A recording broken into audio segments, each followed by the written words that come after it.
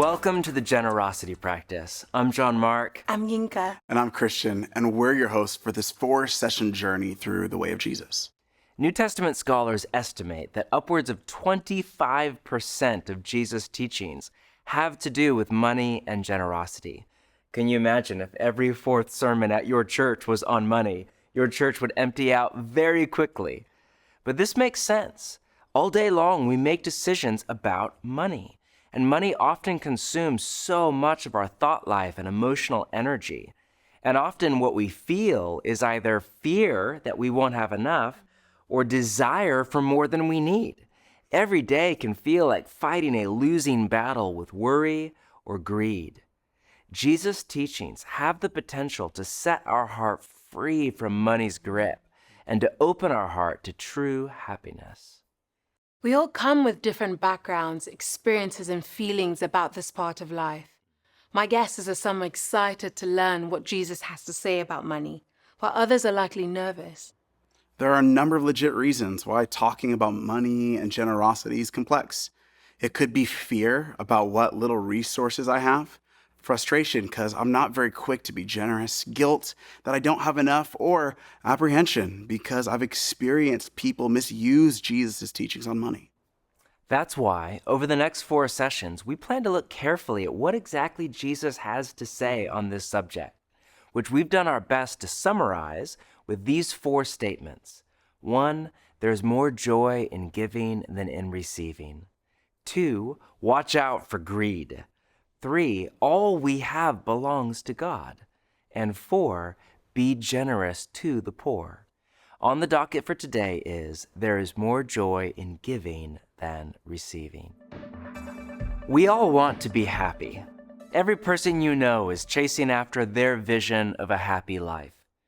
I live in a nation that was founded on 3 ideals: life, liberty, and the pursuit of happiness. And yet, we are one of the unhappiest nations in the world. It turns out that many of the things that we think will make us happy do not. And the good life is often found in the least expected places, which is why Jesus regularly made bold claims that turn our vision of the good life upside down. He said things like, the last will be first, and the first will be last. And those who exalt themselves will be humbled, and those who humble themselves will be exalted. Or, bless those who curse you. But one of the most counterintuitive of all Jesus' teachings that goes against everything we hear and even the intuition of our own heart is what he has to say about money and generosity. Listen to this. It is more blessed to give than to receive. The word translated blessed is makarios in Greek, and it means happy or fortunate or well off. It can also be translated, there is more happiness in giving than in receiving, or you're far happier giving than getting. Now, I know what you're thinking right now. Really? Full disclosure, I've been following Jesus for a very long time. But in all honesty, for most of my life, I just did not agree with Jesus on this one. For years, I thought Jesus' teachings on money were right in some kind of religious sense, but not very good. Certainly not the path to true happiness. I could not have been more wrong. All sorts of research from the social sciences has shown that, shocking, Jesus was exactly right. Generous people are happier, healthier, have lower levels of depression and anxiety, are more interested in personal growth, have better relationships. They have a higher life expectancy. One study I read said they literally laugh more. And this is true across every demographic: socioeconomic status, age, gender, ethnicity, personality type. One study called the link between generosity and happiness a, quote, universal feature of human psychology. The sociologists Hilary Davidson and Christian Smith, in their book, The Paradox of Generosity, conclude, people rightly say that money cannot buy happiness. But money and happiness are still related in a curious way. Happiness can be the result not of spending more money on oneself, but rather of giving money away to others. The data examined here show this to be not simply a nice idea, but a social scientific fact. If you take an objective look at the empirical evidence, it's clear that the Western formula of more money equals more happiness is simply not true. Rather, it's the Jesus formula of more generosity equals more happiness that is the pathway to a happy life. The Quaker Richard Foster writes this: "The unreasoned boast abounds that the good life is found in accumulation, that more is better. Indeed, we often accept this notion without question, with the result that the lust for affluence in contemporary society has become psychotic. It has completely lost touch with reality." It comes as no surprise that Jesus said so much about both the danger of money and the possibility of generosity. A key task of our apprenticeship to Jesus is discovering the joy of living a generous life. Now, there are all sorts of expressions of generosity.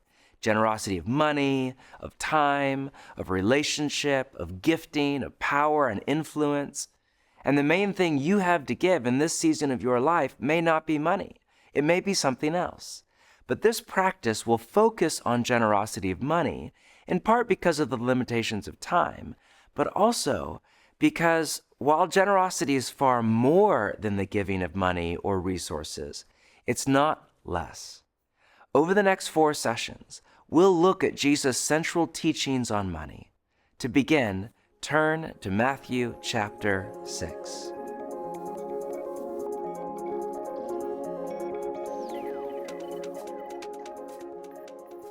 Listen to Jesus' teaching.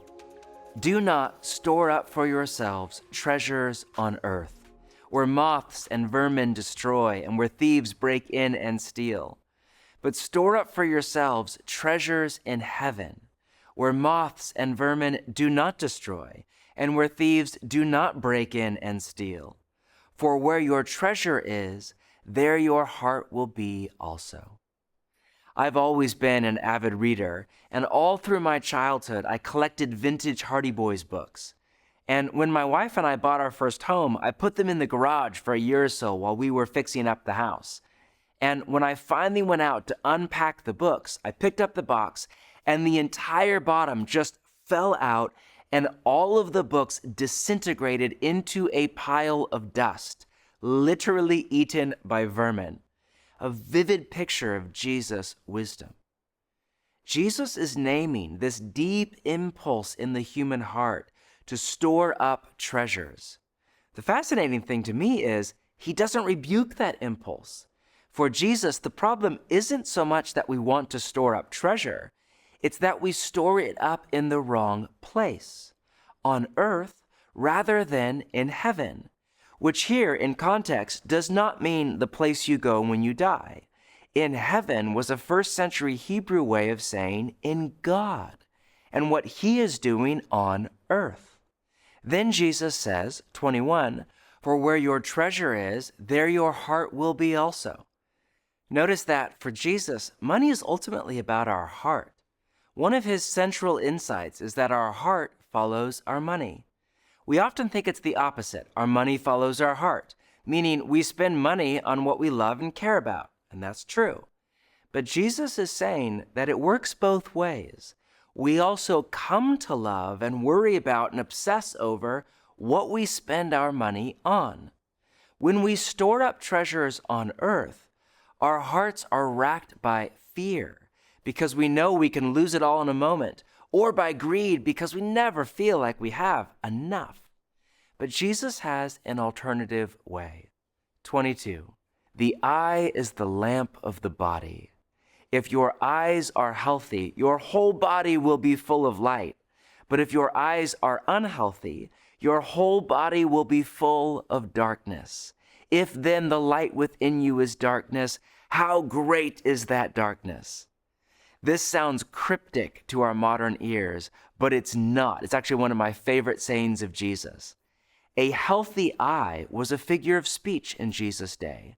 If you have the NIV, there's a footnote after the word healthy that says the Greek for healthy here implies generous, and another one for unhealthy. The Greek for unhealthy here implies stingy.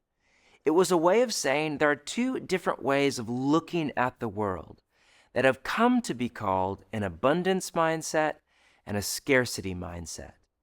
If you have an abundance mindset, you look out on the world and you see a world of abundance. You see God as your Father provider, yourself as his child, and all of life as a gift. This is our Father's world, and it's teeming with more than enough for everyone. You look around and you say with Jesus, look at the birds. And as a result, you live with gratitude toward God and generosity toward your neighbor. You receive and you give both with joy. A first century Hebrew would say, you have a healthy eye. You have a healthy view of the world. But if you have a scarcity mindset, you look out at the world and you see a world of lack. There's no father provider. You're on your own. The world is a dangerous place. Human civilization is a fierce battle over scarce resources. Wealth is a zero-sum game. You need to look out for number one because it's dog-eat-dog out there. Your vision is focused on what you have, but you are scared you may lose, or what you don't have and you want. Your heart is consumed by fear and greed. If this is you, Jesus would say, you have an unhealthy eye. You have a distorted view of the world. Abundance and scarcity, two very different ways of seeing life in general and money in particular. Two people can have the exact same income, cost of living, and economic responsibility, but see the world in radically different ways, especially if one of them grew up in poverty or in an unsafe home or unstable family. How do you see the world?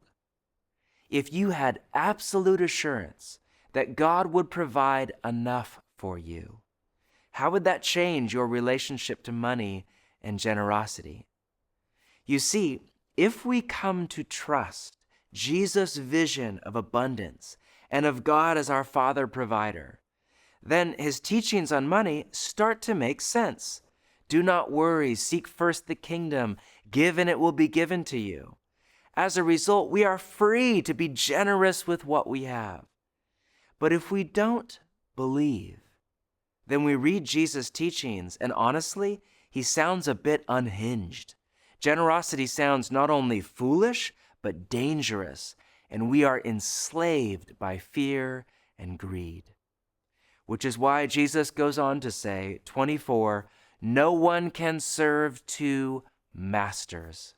Either you will hate the one and love the other, or you will be devoted to the one and despise the other.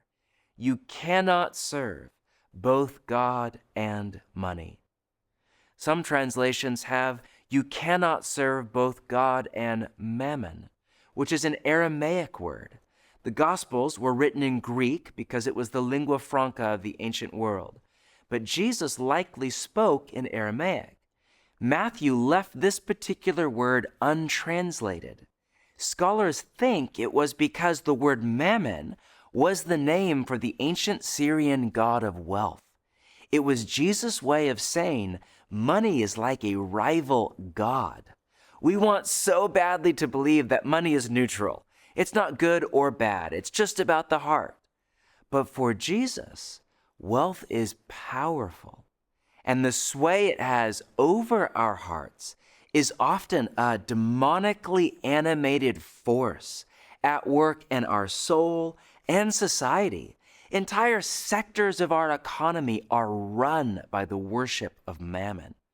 The god of mammon is behind so much evil and injustice, war, racism, ecological devastation, and more. Hence, you cannot serve both God and mammon. Not you should not, not hey, you should kind of rethink that. No, you cannot. It's not that it's bad, it's that it's impossible. Mammon will take over your heart unless you find a way to resist its gravitational pull. How? According to Jesus, through living with a healthy eye, through generosity. Now, Jesus is a brilliant sage, and I want you to see he's teaching on at least 3 levels here. People who study how we learn tell us there's a progression from the head to the heart to the hands, or from kind of ideas to feelings to behavior. Jesus is teaching on all 3 levels. First, Jesus is teaching his apprentices about how to see God and our life in God's world, about what kind of universe we find ourselves in, where the good life is to be found, and ultimately, who God himself is. A biblical theology of generosity does not start with tithing or even with Jesus' command to be generous to the poor. It starts before time and space with who God is. God is our Father. My kids don't worry about rent or groceries or medical bills because they have a father and mother who provide for them. Jesus said we don't have to worry about what we will eat or drink or wear because God is our Father. Not only is God Father, but he is Father, Son, and Holy Spirit. He is a family of self-giving, other-centered, joyful, sacrificial, generous love. Generosity is grounded in the triune nature of God. Also, generosity is woven through the library of Scripture. From page 1, where God says, I give you every seed-bearing plant for food. From day 1, God is giving, blessing, loving all the way up to Jesus.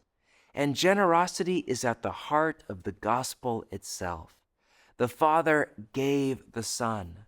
The Son gave his life. The Father and Son gave the Holy Spirit. Even forgiving is an expression of giving. Is this how you see the gospel? How you see God himself as the most generous being in all of reality, and how you see your life in God's world? Secondly, Jesus is teaching his apprentices about the architecture of our hearts. Billy Graham once said, if a person gets his attitude toward money straight, it will help straighten out almost every other area in his life.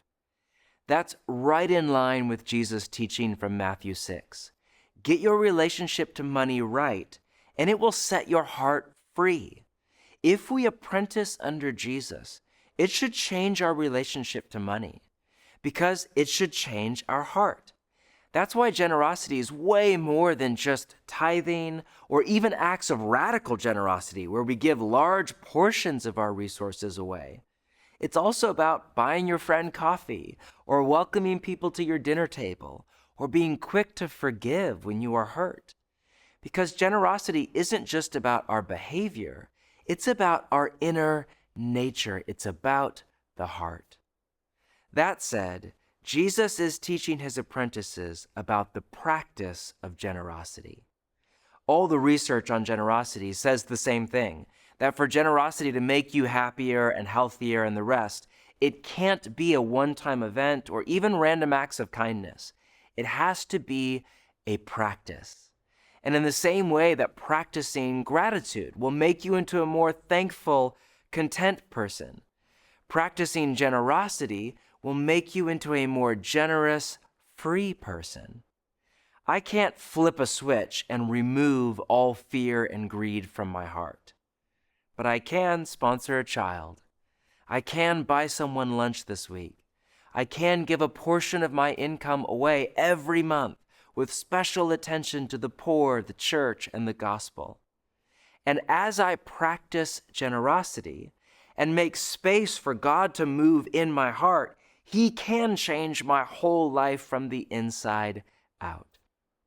Generosity is a practice by which we index our heart from a scarcity mindset to the abundance mindset of Jesus. from fear of lack to trust in God our Father, from worry over our future to peace whatever comes, from the endless desire for more to the enjoyment of what we have, from grasping to gratitude, and from misery to joy. The practice of generosity can do all this and more in our heart. To end, think for a moment of the most generous person you know. They may not be wealthy at all, but they are generous. Draw them to mind. Are they joyful? I bet you're smiling right now because the answer is likely, yes, they are. I have yet to meet an unhappy, generous person. That's likely why I have also yet to meet a former giver. I'm sure they exist, but all the people I know who discovered the joy of generosity never turned back. Instead, they became increasingly radicalized to the way of Jesus and deeply happy. I could not be more excited to practice generosity with you over the next few weeks. My prayer for you is to begin to tap into the joy at the heart of the Father and the Son and the Spirit. It will cost you, literally, to put Jesus' teachings into practice, but you will get back far more than you give away, because there is more joy in giving than receiving.